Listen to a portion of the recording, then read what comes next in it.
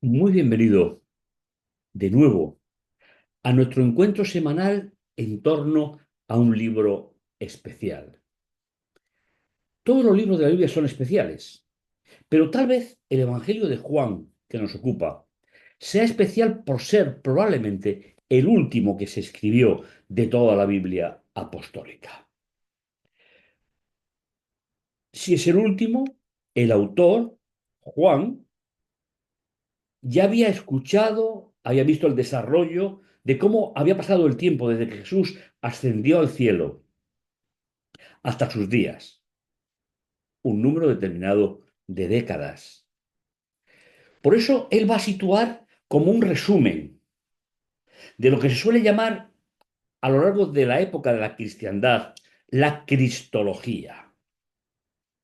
Vamos a intentar repasar el capítulo 1 en la primera parte del Evangelio, situando los valores que se extraen de una lectura progresiva, exegética y sobre todo reconocer al personaje fundamental que va a ser en todo el libro.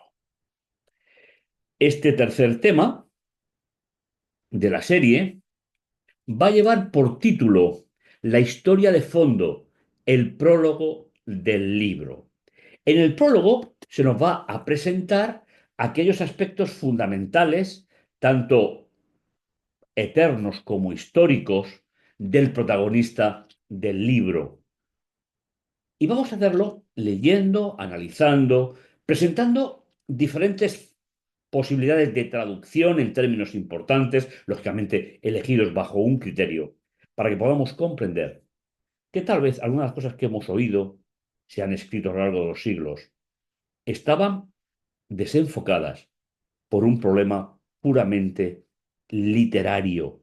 Y vamos a enfrentar el tema de esta forma. Contextualizando, nos encontramos con el propósito del Evangelio de Juan, escrito por él mismo. En el principio existía la palabra estaba junto a Dios y la palabra era Dios. Cogemos una versión que luego analizaremos término por término este importante versículo del Evangelio. El prólogo presenta la idea central que trasciende lo histórico al revelar una realidad fuera del tiempo, una realidad atemporal. Es cierto que lo histórico se caracteriza por ocurrir en un marco temporal específico y por ser repetitivo en su naturaleza. Los eventos históricos se desarrollan en un contexto temporal y pueden ser analizados y estudiados a través de sus causas y sus consecuencias, pero algo que es atemporal es mucho más difícil de poder hacerlo. En contraste, volviendo a esas ideas atemporales, como las que se pueden encontrar en el prólogo de Juan, buscan transmitir verdades con carácter universal, que no están limitadas por el tiempo y que pueden tener un significado más profundo y duradero de lo que tendría un hecho histórico repetitivo. Esto permite que conceptos espirituales o teológicos sean entendidos de manera más amplia, más allá de los eventos históricos específicos. El prólogo del Evangelio de Juan, Juan 1 del 1 al 18, es fundamental para entender la lectura que hace Juan sobre el ministerio de Jesús. En los versículos 1, 3 y 14, el logos, traducido por palabra, verbo, pero por no definirme directamente voy a utilizar la palabra logos. Pero si me estás viendo y me estás escuchando, entiende cuando utilicemos esta palabra, hay algunas versiones que traducen por palabra y otras que traducen por verbo. Por lo tanto, el logos, verbo, palabra, es presentado como el sujeto directo, el 1, 3 y versículo 14, lo que establece su papel central en la creación del 1 al 3 y en la encarnación en el versículo 14. Esto nos va a permitir desarrollar las ideas fundamentales de este capítulo. El capítulo 1 se divide en diferentes secciones que nos van a ayudar Aunque nos vamos a centrar en la primera. Hay una primera idea que es del 1 al 18 y una segunda del 15 al 51 que no va a ser tocada en el día de hoy. Efectivamente, el Evangelio de Juan se distingue de los otros evangelios, Mateo, Marcos y Lucas, en varios aspectos, especialmente en su enfoque teológico y narrativo. Mientras que los evangelios sinópticos incluyen relatos sobre la infancia y juventud de Jesús, el que nos ocupa omite estos relatos y se centra en la naturaleza del Logos antes y durante la encarnación. La discusión sobre si el Evangelio de Juan debe ser considerado un tratado histórico narrativo o una historia teológica es un tema recurrente entre los especialistas de los estudios bíblicos. En general, se puede argumentar que el Evangelio de Juan se inclina más bien por una historia teológica, aunque también contiene elementos, lógicamente, históricos. En conclusión, como introducción a nuestro programa, aunque el Evangelio de Juan contiene elementos históricos, su enfoque que predomina es teológico, es decir, todos los pasajes son elegidos, seleccionados, estructurados y ordenados en la forma que Juan lo hace, dirigido por el Espíritu Santo, pueden trazarse con la narrativa histórica para comunicar verdades más profundas sobre la fidelidad y estabilidad del creyente seguidor de Jesús.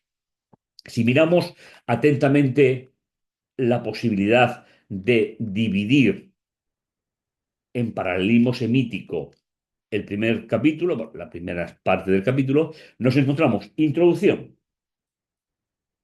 El Logos era Dios. Conclusión.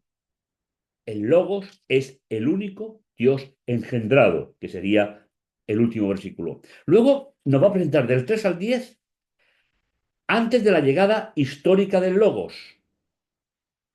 Su complemento, el B', después de la llegada histórica del Logos.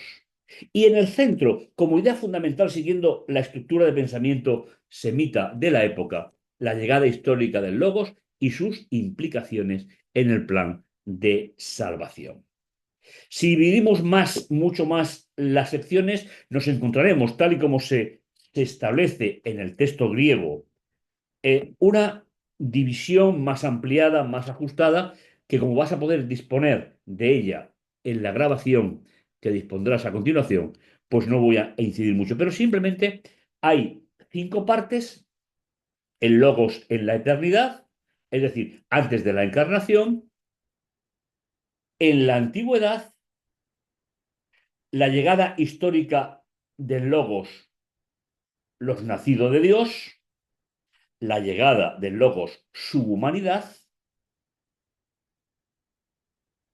y finalmente el Logos engendrado, que está en el seno del Padre. Esta distribución nos permite seguir el desarrollo y nos permitirá poder leer y entender un poquito la idea que el texto nos está presentando. Vamos a comenzar leyendo el prólogo. Introducción. Era Dios antes de la encarnación. Versículos 1 y 2. Haremos el análisis de texto, de las expresiones, del contenido, de la estructura, para poder desarrollar un poquito mejor el tema. En el principio, y ahora hacemos alusión a ese texto que hemos presentado para recordar, existía el Logos. Y el Logos estaba junto a Dios. Y el Logos era Dios. Una lectura detenida de este versículo nos va a ayudar a situar algunos detalles que son trascendentales sobre la visión que el creyente tiene que tener de la deidad en su plenitud. Independientemente de cómo se traduzca logos por verbo o por palabra, como contamos hace un momento, el significado no varía nada más que en matices que no afectarán al significado.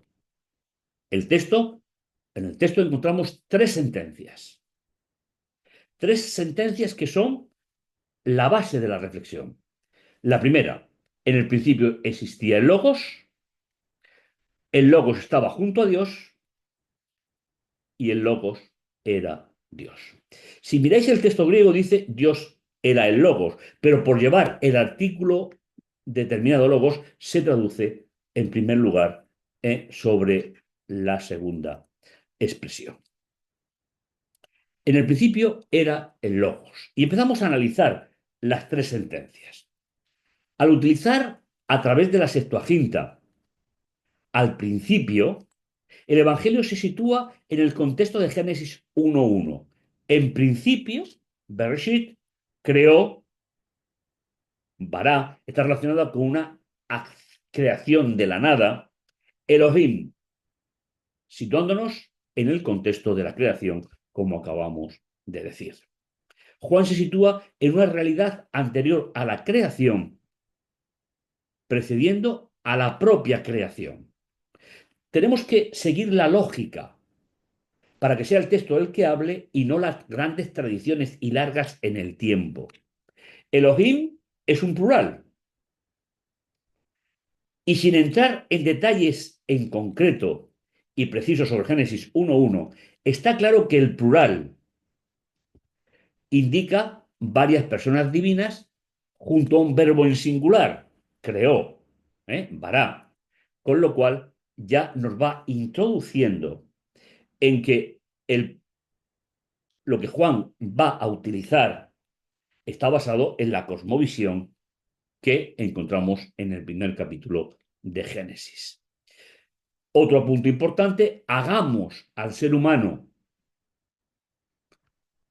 ese Elohim, ese plural majestático que nos encontramos en la Biblia. Hagamos es un término, obviamente, plural, con lo cual hubo varios seres que actúan en la creación. Y por supuesto, no parece lógico que, como algunos piensan, se incluya a los ángeles. Los ángeles son agentes ministradores enviados por Dios, pero no son agentes creadores. Esa misma idea la sintetiza Juan, en concreto, con dos personas que son divinas, como leeremos al final de este verso. Y el Logos era junto a Dios. Juan de nuevo menciona dos personas divinas, donde la primera se dirige hacia, indicando por la preposición una dirección concreta hacia Dios, donde aparece el término a través de la Septuaginta de Theos, de Theon, nombre genérico para Dios que en esa versión no se respetó los matices de los diferentes nombres de Dios en el texto hebreo. Como hemos comentado, a diferencia de la teología medieval, el texto no entra en la relación natural divina entre ambos. Y estamos acostumbrados a tener que justificar o tener una tendencia a justificar las relaciones internas de la deidad. Pero esa no es la idea. La idea es cómo se van a relacionar con el ser humano. Y la tercera, y el Logos era Dios. La expresión es muy significativa. Porque al llegar a esta expresión, la tercera sería 1c del capítulo 1, nos encontramos que el Logos, que ha sido mencionado dos veces anteriormente, también es una persona divina. La última de las sentencias, aplicada igualmente al momento anterior al acto creador, nos indica que el propio Logos era Dios. La simplificación de la sentencia no permite profundizar en lo que se ha revelado en este primer verso. Lo revelado está revelado. Y hay un consenso entre los lingüistas que poner un artículo indeterminado, como hacen algunas traducciones, y el logos era un dios, no es apropiado para la traducción del texto. Antes de la llegada histórica del logos, recordar análisis, expresión, contenido, estructura. El título de la microsección nos introduce en los aspectos a tratar. En concreto, la frase llegada histórica nos sitúa en cualquier momento antes de la encarnación, donde, como hemos leído, el Logos era Dios y lo vamos a dividir en tres secciones, siguiendo la puntuación del texto griego. Actividad creadora del Logos, la misión de Juan como mensajero y la antigua humanidad y la relación con Dios. Todo llegó a ser a través del Logos, de él, y sin él nada ha sido. Es decir, no solamente estaba en la creación, sino que también es el creador. Lo que fue hecho en él, la vida era, y la vida era la luz, luz como elemento de la esfera de lo divino, en este sentido, la luz de los hombres. Y la luz brilla en las tinieblas, y las tinieblas no se apoderan de ello. La persona divina que Juan menciona como creador llegó a ser ese Logos, añadiendo que sin su intervención nada habría sido posible. Es decir, todo llegó a ser a través del Logos. Es decir, antes de la creación ya se nos identifica a esa segunda persona de la deidad del capítulo 1, llamada Logos, palabra, verbo, etc. La frase negativa, sin él nada existía, excluye cualquier excepción. Este detalle es importante y relevante en el texto. Nada existe fuera de la acción y la voluntad del Dios Logos. Dios palabra, Dios verbo. El proyecto creador es vida, que se puede aplicar a cualquier vegetal, animal o ser humano creado. Existencia, vida. La vida es una exclusiva cualidad divina. Y fuera de la deidad no existe existencia. Esa vida, en relación con el planeta Tierra-Mar, es el objetivo de la creación. Al relacionarse con la vida en sentido pleno, absoluto, la luz tomará un sentido metafórico. La vida es la luz. En este contexto, podemos ver que la vida se asocia con la luz, simbolizando la revelación divina, simbolizando lo que nos ha llegado para que tengamos el conocimiento revelado. La luz brilla sobre la oscuridad en el trasfondo bíblico, haciendo alusión a ese primer relato de la creación. Encontramos un eco sobre la separación de la luz y de la tiniebla en el mismo relato de la creación. La luz brilla sobre la oscuridad. En el trasfondo se hace eco de esa idea tan importante. Y vio Dios que la luz estaba bien y separó Dios la luz de la tiniebla. Este versículo es reinterpretado por Juan de forma espiritual en el prólogo de su libro. Efectivamente, en el simbolismo que se presenta en el Evangelio de Juan, la tiniebla no puede apagar la luz. De esta forma, el ser humano puede comprender lo que significa la plenitud de su existencia, la vida que procede del Logos. Lógicamente, estamos hablando de la semana de la creación, la primera pareja humana. La vida proviene del Logos, según Juan. A partir de ahí somos engendrados por nuestros padres. La misión de Juan. Hubo un ser humano enviado por Dios que se llamaba Juan. Este vino para testimonio, para dar testimonio de la luz. En este caso, hemos dicho la revelación de el Mesías. Para que todo o todos creamos en él. Pero él no era la luz, sino quien debía dar testimonio de la luz. Seguimos con la metáfora, con la reinterpretación espiritual de la separación de la luz de la noche en el relato de la creación. En el centro de desarrollo de la sección se introduce un mensajero que actúa para su época el binomio o actualiza luz-tiniebla, un ser humano que es enviado, indicando quién lo envía. En este caso, no se precisa que sea el Logos, por lo que debemos de dejar abierto el origen del llamado. Su misión viene de Dios, otra de las personas divinas mencionadas en Juan 1:1, que da testimonio a la comunidad de creyentes, a la humanidad, acerca de la vida y la luz, que será el tema de esta microsección. Juan anuncia la luz histórica, el ungido.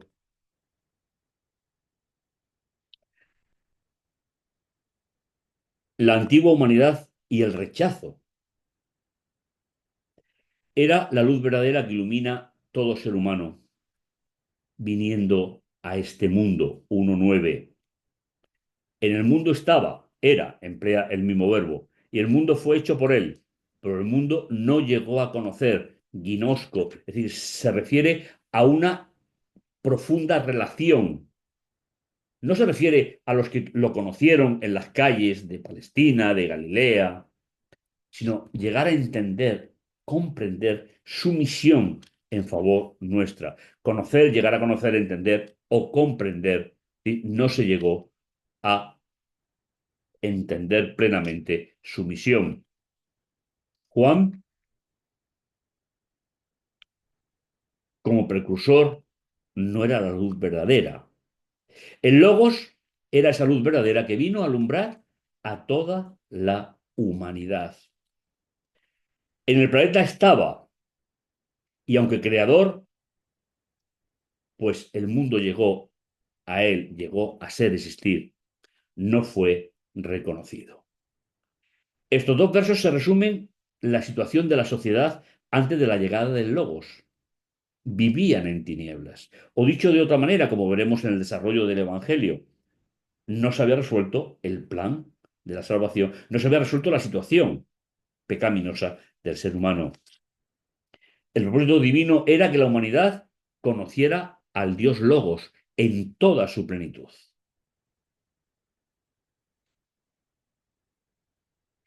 Los versículos del 11 al 13, la llegada histórica del Logos, los nacidos de Dios, siguiendo la misma lógica, estamos en la parte central de la estructura. Si somos justos con el pensamiento y la estructura del pensamiento a través de la lectura en paralelismo, el prólogo se escribe por este versículo.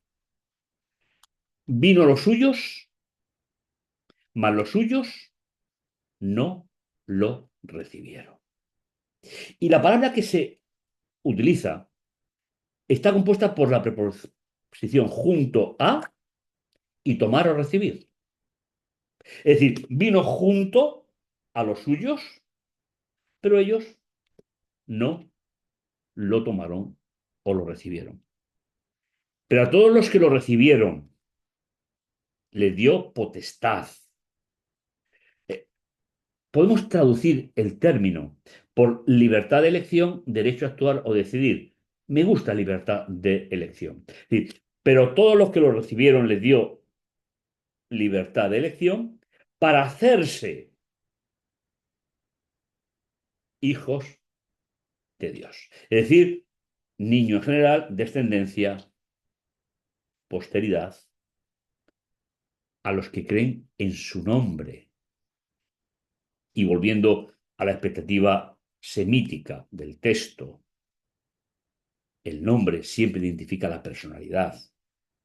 Es decir, en la Biblia, cuando te dice no tomarás el nombre de Yahvé, tu Dios, en vano, el tomarlo es un atentado contra la esencia que simboliza ese nombre, que identifica ese nombre.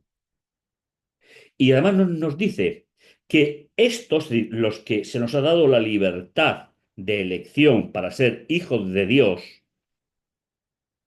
no nacieron de sangre, ni de deseo de carne, ni de deseo de hombre, sino que son engendrados de dentro hacia afuera de Dios.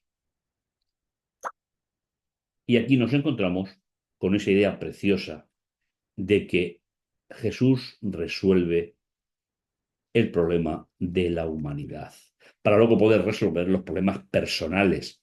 Y eso lo va a ir explicando en todo el prólogo. La expresión a los suyos puede ser leída en sentido global. Suyos por creación, donde se implica en sentido general a toda la humanidad. Pero dice el texto que no lo recibieron. Pero el grupo que sí lo recibió, lo hacen desde la libertad de elección. Por tanto, no es por nacimiento, de hacerse hijos de Dios.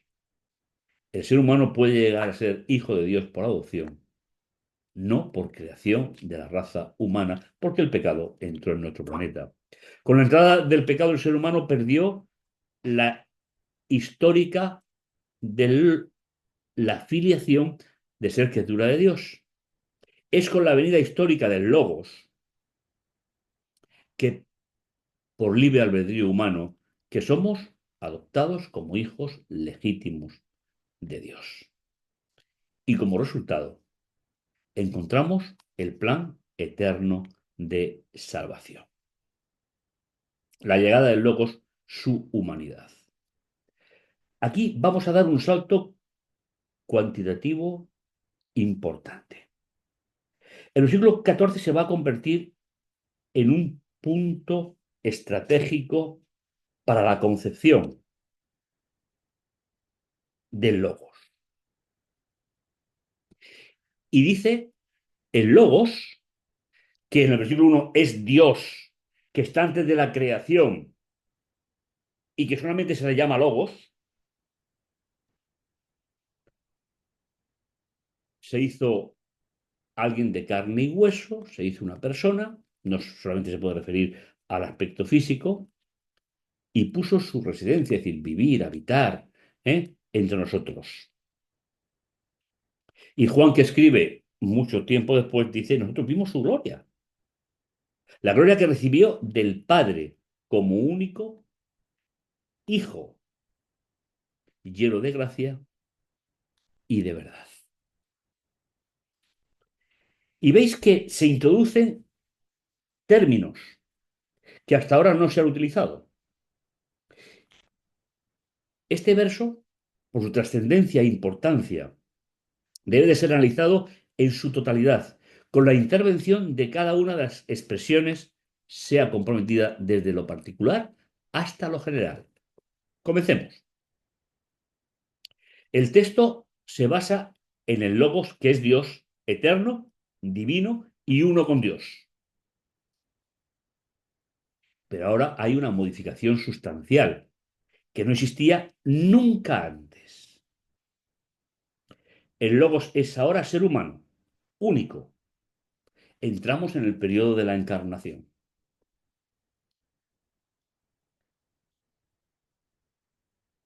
Desde que nació, desde que fue engendrado en María, empieza el Logos Dios hecho ser humano. Y a eso le vamos a llamar encarnación.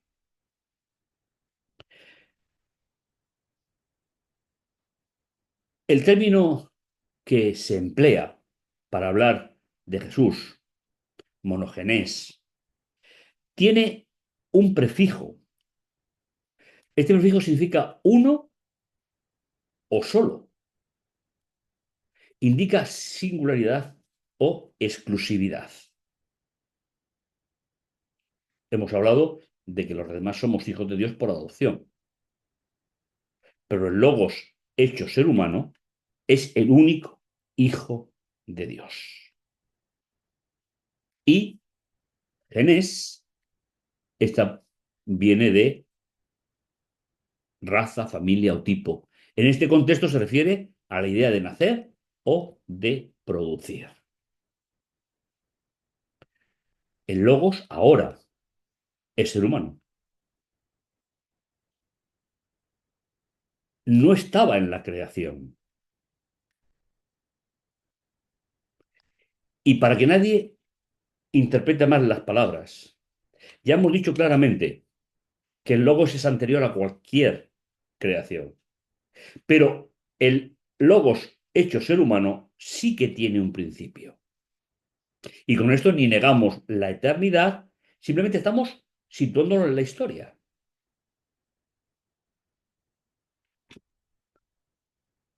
El problema cristológico ha sido, efectivamente, un tema de debate a lo largo de los siglos. Y muchos de estos debates han surgido de malentendidos filológicos. La afirmación de que el Dios de Juan 1.1 se convierte en Padre para la salvación del ser humano y que antes de la encarnación no lo era, refleja una comprensión teológica que se centra en la relación Dios-humanidad a través del Logos venido a ser humano.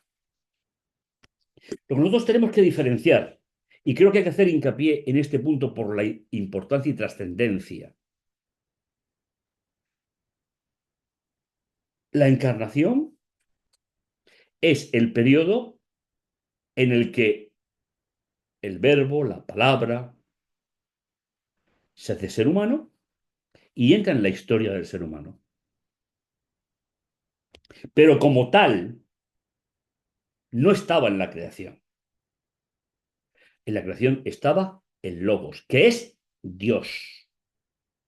Creo que este matiz es importante que lo analicemos, sobre todo por las grandes controversias históricas. Y por eso os comentaba hace unos instantes que estamos hablando de un problema filológico, no un problema de revelación.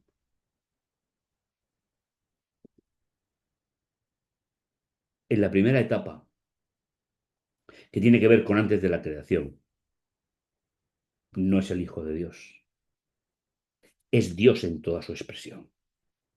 Cuando se cumple el periodo profético, Daniel 9, entre otros, ese es el momento en el cual se entroniza con la humanidad y se convierte en el único Hijo de Dios, que realizará su vida como niño, como joven, su ministerio, su muerte y su resurrección, que marcará la incidencia de toda la encarnación para la salvación del ser humano, para siempre. Pero no debemos de confundir la no, el no comienzo en ningún momento del Logos, porque es Dios, con el comienzo del Hijo de Dios, que es cuando María es fecundada y cuando nace Jesús en la tierra. La afirmación de que el Logos se hace ser humano, que no lo era antes, esto implica que el Logos es eterno y divino y su encarnación es histórica. Representa un momento único en la historia de la salvación donde lo divino y lo humano se unen en favor de cada uno de nosotros. El texto de Juan 1.14 se debe circunscribir y limitar al periodo de la encarnación y no se puede remontar, o no se debería, a la creación. Y seguimos hablando de matices filológicos, pero es importante que los maticemos por las largas controversias históricas. Esta idea fue formulada en el texto, se convierte en una clave fundamental de la visión sobre la naturaleza de la encarnación. Era Dios en toda su plenitud y era ser humano. Y tal vez ahí esté la clave para interpretar toda la cristología de la Biblia. Solamente durante la encarnación recibió el título de ungido, Cristos.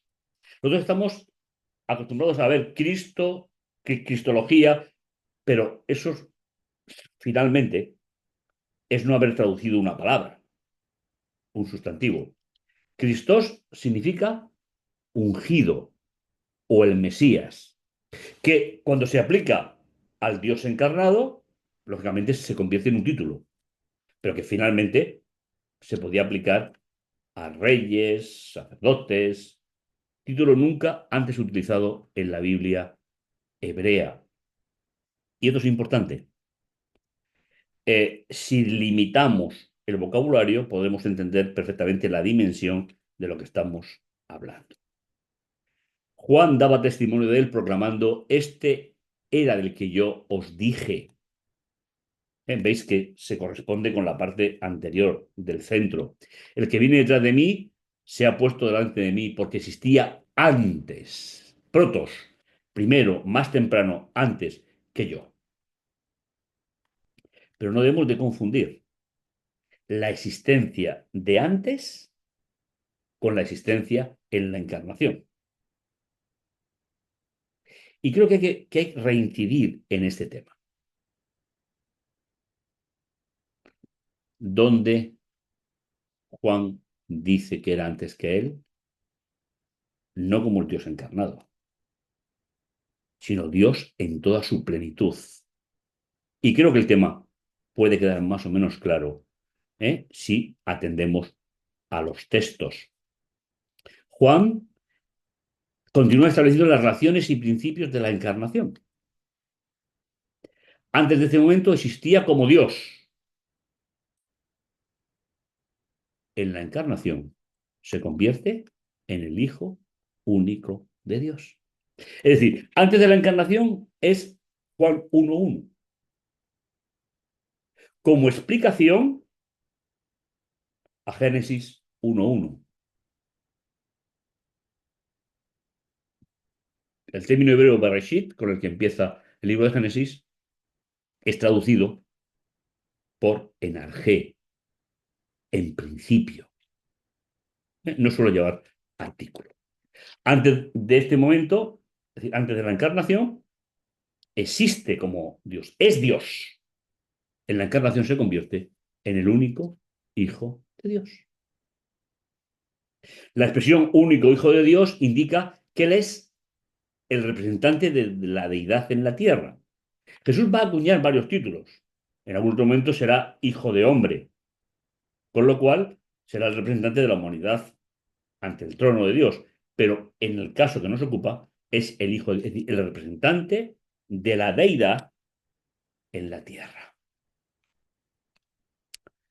De su plenitud hemos recibido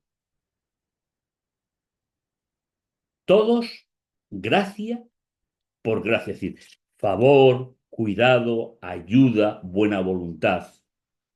¿Y de quién la hemos recibido?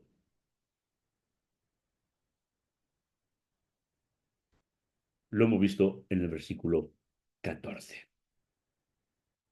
De la plenitud del Hijo, el ungido, Christos, nos brinda la ayuda necesaria para alcanzar la plenitud de la adopción a través de él. Un tema muy importante.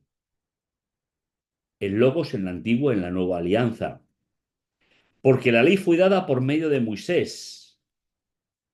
Ese es un concepto muy de la época. La ley tiene un origen en Dios. Moisés es un portavoz, pero en la época donde Juan está escribiendo, la cosmovisión de la ley era que había sido transmitida por Moisés, cuando la Biblia dice que Moisés era un secretario de lo que Dios le estaba diciendo. La gracia, es decir, gracia, favor, cuidado, ayuda, buena voluntad y la verdad nos ha llegado por Jesús ungido, traducido en todas las versiones por Jesucristo. Pero si queremos matizar y queremos profundizar, creo que es bueno, aunque luego sigamos utilizando, que hagamos este matiz tan importante. De la perspectiva judía de la época, Juan resume las dos alianzas en claves culturales de su época. Por un lado, la primera alianza que se establece sin el ungido, no existía como hijo de Dios, sí existía como Dios.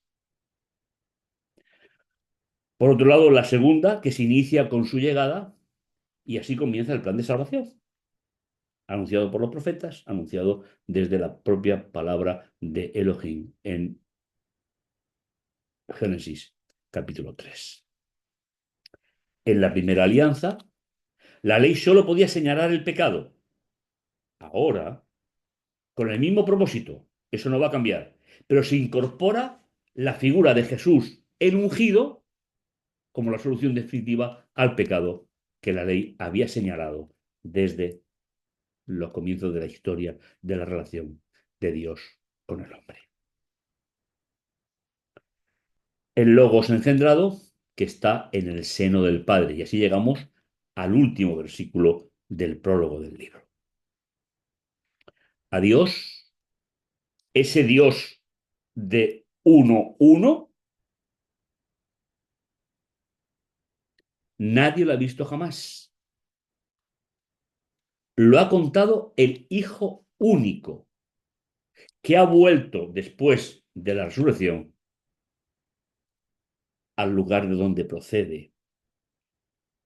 Y con las características fundamentales que aporta a la humanidad toda la obra y ministerio de Jesús, que perdurarán para siempre,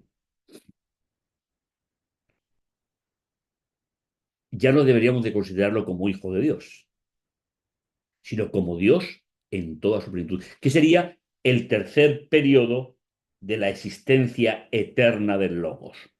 Antes de la encarnación es Dios, durante la encarnación es hijo de Dios, por lo tanto es el ungido, Jesús Cristos, y después, aunque su obra no va a tener fin por toda una eternidad, porque la raza humana será aquellos que hayan decidido por propia voluntad aceptar el proyecto de Dios, servirá para siempre.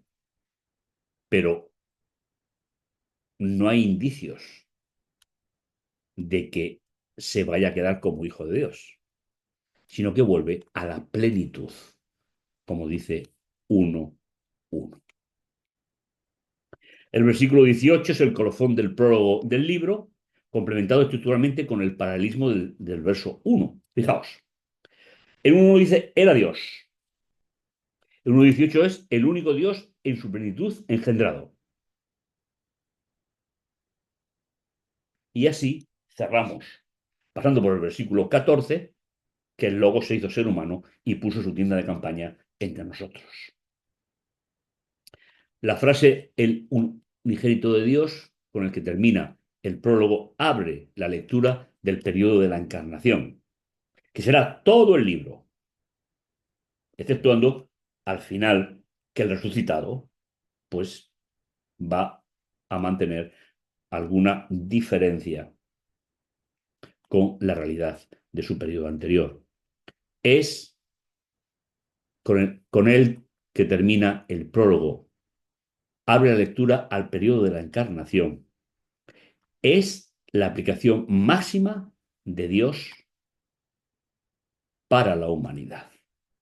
Es decir, nos está diciendo que lo que yo puedo saber de Dios y explicar y razonar es lo que Jesús mostró de él. El resto, pues lo que está revelado en cualquier parte de la Biblia es para mi conocimiento y el resto es para no especular sobre ello. Yo creo que a la Biblia ni le falta ni le sobra una coma, pero a veces las necesidades de personas que no tienen una buena relación con Dios crean conflictos a lo largo de la historia que no tienen ninguna posibilidad de éxito. Toda experiencia divina que no se pueda ser explicada por el Logos encarnado es filosófica y no inspirada.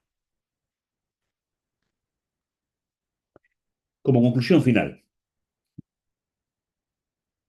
el recorrido que hemos hecho del capítulo 1 es una obra de arte en cuanto a estructura. Hemos empezado señalando que hay dos personas divinas. Es verdad que la tercera aparecerá en el capítulo 14, pero eso quedará para más adelante. Que son, una se le llama Dios, a otra se le llama Logos. En el versículo 14, a la persona que se le llama Dios, se le llama, durante el periodo de la encarnación, Padre, y al Logos se le llama el Dios encarnado, el único Hijo de Dios. Y finalmente en el 18 tenemos que todo lo que sabemos de Dios está revelado en la obra de un ungido en la tierra. Y tal vez gran parte de la omnisapiencia de Dios que conoce a la humanidad también pueda estar en lo que vivió, experimentó como Dios hecho ser humano. Y cuando vuelve a ser Dios en toda su plenitud, tiene una experiencia, un bagaje que es capaz de salvar al ser humano. Y espero y confío que esa sea la línea de estudio para todo el libro. El libro, sobre pequeñas referencias que también se explicarán por el contexto, nos habla del Dios hecho ser humano, el único Hijo engendrado de Dios. Antes no era hijo, era Dios. Lo fue durante la encarnación, el Dios hecho ser humano, y cuando vuelve al seno del Padre, vuelve a ser Dios con todo su bagaje, conociendo perfectamente las necesidades del ser humano. Que el Señor te bendiga y te guarde. Y no olvides repasar este tema. Creo que es una necesidad imperiosa que tenemos cada uno de nosotros, de conocer muy bien lo que está revelado y no crear expectativas en lo que no ha sido revelado, porque entonces lo explicaremos desde el punto de vista filosófico. Señor te bendiga, Señor te guarde. Y nos encontramos en el capítulo 4 para gloria y honra de Dios.